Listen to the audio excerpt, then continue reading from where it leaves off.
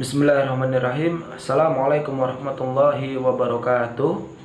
Innal hamdalillah nahmaduhu wa nasta'inuhu wa nastaghfiruh wa na'udzu billahi min syururi anfusina wa min sayyiati a'malina. Man yahdihillahu fala mudhillalah wa man yudlilhu fala hadiyalah. Asyhadu an la ilaha illallah wahdahu la syarikalah wa asyhadu anna Muhammadan abduhu wa rasuluhu la nabiyya ba'dah. Perkenalkan, nama saya Muhammad Zulfikri. Pada kesempatan kali ini saya akan menjelaskan materi akidah akhlak yang berkaitan dengan judul akhlak, etika, moral dan budi pekerti kepada diri sendiri dan tafsiran Al-Quran surat Al-Baqarah ayat 195. Seperti yang telah kita ketahui bahwa seorang mukmin yang baik adalah seorang mukmin yang mampu menjaga akhlak, etika, moral dan budi pekertinya kepada orang lain, dan yang tak kalah penting adalah kepada dirinya sendiri. Mengapa? Karena jika seorang mukmin telah mampu untuk menjaga akhlak, etika, moral dan budi pekertinya kepada orang lain dan kepada dirinya sendiri, maka ia telah termasuk orang yang beriman dan taat kepada perintah Allah Subhanahu wa taala. Selanjutnya, saya akan membacakan Al-Qur'an surat Al-Baqarah ayat 195 beserta artinya. A'udzu billahi minasy syaithanir rajim. Bismillahirrahmanirrahim.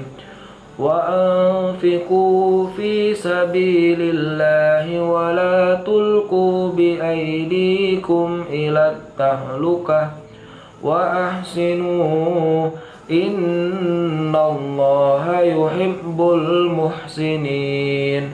Sadaqallahul azim, yang artinya wa anfiqu fi sabilillah, maka belanjakanlah atau berinfaklah sebagian hartamu di jalan Allah, wala tulqu bi aidikum ila tahlukah, dan janganlah kalian menjerumuskan diri kalian kepada kebinasaan, wa ahsinu, berbuat baiklah, innallaha yuhibbul muhsinin, sesungguhnya Allah menyukai orang-orang yang berbuat baik.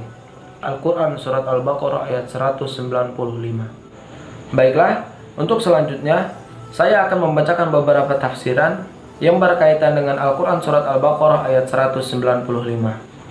Untuk tafsiran yang pertama dari Ibnu Katsir. Asbabun nuzul ayat ini, di dalam suatu riwayat telah dikemukakan bahwa ayat ini diturunkan oleh Allah Subhanahu wa taala berkaitan dengan hukum nafkah.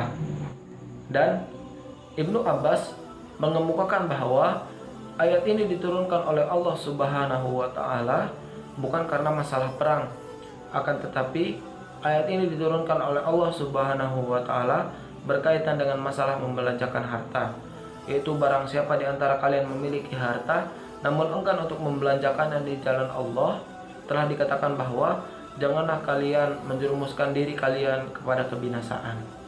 Dan Ibnu Abu Hatim menjelaskan bahwa ayat ini berkaitan dengan seseorang yang dahulu berbuat suatu dosa, lalu ia meyakini bahwa dirinya tidak akan diampuni oleh Allah Subhanahu wa taala, lalu ia terus berbuat dosa hingga ia binasa.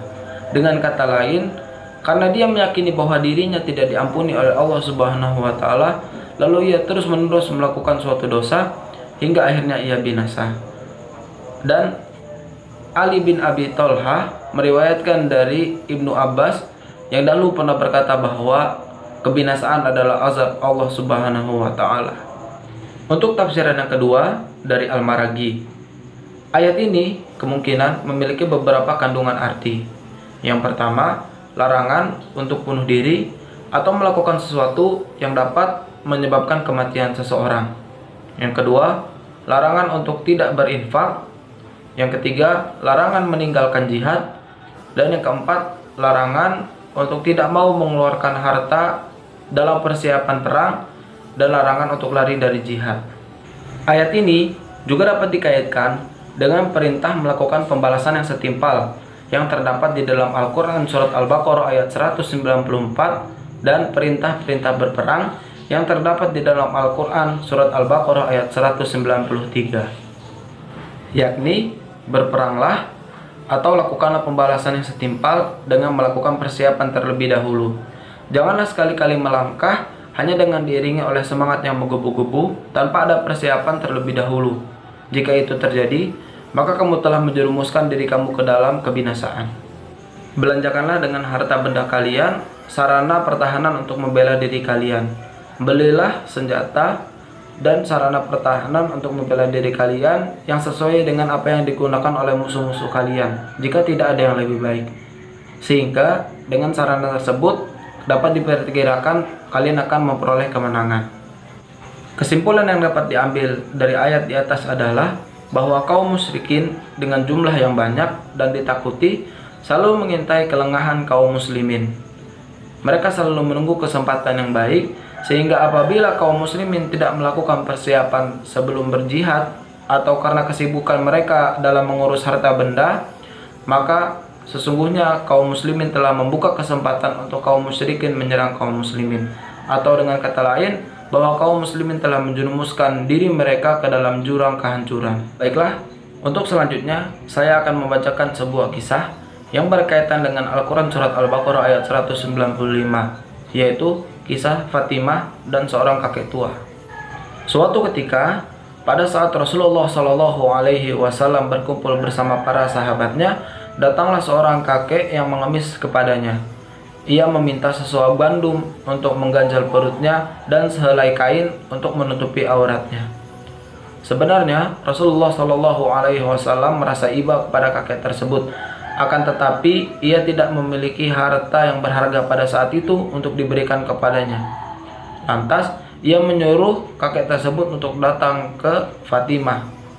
Setelah kakek tersebut sampai kepada Fatimah, lalu kakek tersebut menceritakan keadaannya. Lantas Fatimah merasa iba dengan kakek tersebut. Akan tetapi Fatimah tidak memiliki harta berharga yang dapat diberikan kepadanya. Setelah mencari-cari, ia menemukan satu-satunya alas tidur yang pernah dipakai oleh Hasan dan Husain. Ketika hendak memberikannya, lalu kakek tersebut menolak karena yang ia butuhkan bukanlah alas tidur, akan tetapi makanan dan sehelai kain untuk menutupi auratnya. Lantas Fatimah merasa malu, lalu kembali masuk ke dalam rumahnya untuk mencari sesuatu. Setelah itu Fatimah termenung dan memikirkan mengapa ayahnya Rasulullah SAW menyuruh kakek tersebut untuk datang kepada dirinya, sedangkan dia tahu bahwa Rasulullah lebih kaya daripada dirinya. Setelah termenung, akhirnya ia teringat akan kalung emas yang pernah diberikan oleh bibinya. Lalu ia mengambil kalung emas tersebut dan memberikan kepada sang kakek. Setelah kakek tersebut menerima kalung emas dari Fatimah, lantas ia pergi kembali kepada Rasulullah SAW. Melihat kalung emas yang dibawa oleh sang kakek, lalu ada sahabat Rasulullah yang membelinya seharga 20 dinar dan 1000 dirham, lalu mengembalikan kalung emas tersebut kepada Fatimah. Jika dilihat secara sekilas, bahwa Fatimah putri Rasulullah SAW tidak mendapatkan apa-apa, ia hanya mendapatkan kalung emasnya kembali. Akan tetapi, jika dilihat dari nilai ibadah, bahwa Fatimah telah mendapatkan kalung emasnya kembali dan mendapatkan pahala dari Allah Subhanahu wa Ta'ala dari nilai keikhlasannya. Selanjutnya, saya akan menyampaikan beberapa poin penting dari materi yang telah saya sampaikan. Pertama adalah, janganlah kita melakukan sesuatu yang dapat mencelakai orang lain ataupun mencelakai diri kita sendiri. Yang kedua, anjuran untuk berjihad di jalan Allah. Yang ketiga, anjuran untuk menginfakkan harta kita di jalan Allah Subhanahu wa Ta'ala. Dan yang terakhir, anjuran untuk selalu berbuat baik. Mungkin cukup sekian yang dapat saya sampaikan. Kurang lebihnya mohon maaf. Wabillahi taufiq wal hidayah, wa ridha wal inayah. Assalamualaikum warahmatullahi wabarakatuh.